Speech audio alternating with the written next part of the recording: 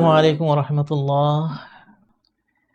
আব্দুল্লাহ ইবনে আব্বাসের একটা খুব সুন্দর হাদিস, যেখানে রসুল করিম সাল্লাল্লাহু আলাইহি সাল্লাম বলেন, কিয়ামতের ময়দানে আমাকে লোকসমূহ দেখানো হচ্ছে। একজন নবী যাচ্ছেন, দুইজন নবী যাচ্ছেন, তাদের সাথে কারোর সাথে কিছু লোক আছে, কারোর সাথে কোনো লোকই নাই। এর মধ্যে আমি দেখলাম যে বিরাট একটা কালো জনসমুদ্র আসতেছে। আমি বললাম যে এটা কারা?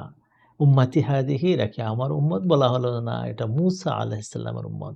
তবে হ্যাঁ, আপনি আপনার দৃষ্টিকে প্রসারিত করুন, আরও দিগন্ত ভেদ করুন। দেখুন দিগন্তের শেষে যে আকাশ ছোঁয়া যে কালো বিশাল মিছিল দেখছেন, এই বিশাল মিছিল হলো আপনার উম্মত। হ্যাঁ, সেখানে আল্লাহ রাসূল সাল্লাল্লাহু আলাইহি ওয়াসাল্লাম বললেন যে আমার উম্মতদেরকে আমি দেখে আমার মন ভালো হয়ে গেল।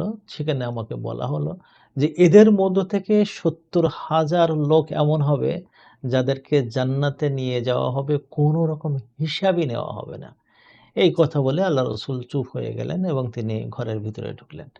তখন সাহাবায়ে কেরামের কেউ বললেন যে কারা এই ৭০,০০০ হবে? আমরা যারা জাহেলিয়াত থেকে মুসলমান হয়েছে, নাকি আমাদের সন্তানেরা যারা একেবারে ইসলামের উপরেই জন্মগ্রহণ করছে, কারা হবে?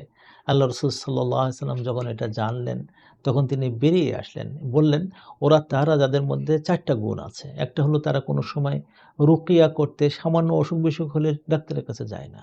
যারা একটু অসুখ বেশি হলে সেখানে আগুনে ছ্যাঁকা দিতে হবে, এরকম কাজ করে না। এবং তারা কখনো পেসিমিস্ট হয় না, নেতিবাচক হয় না, এবং সবসময় আল্লাহর উপরে তাওয়াক্কুল করে, নির্ভর করে। এই যোগ্যতায় ৪ টা যোগ্যতা যাদের মধ্যে আছে, সে আমার উম্মতেরা, তারা ৭০,০০০ বিনা হিসাবে জান্নাতে যাবে। আসুন এই ৪ টা গুণ আমরা অর্জন করার জন্য আজ থেকে চেষ্টা করি। আল্লাহ আমাদেরকে কবুল করুন।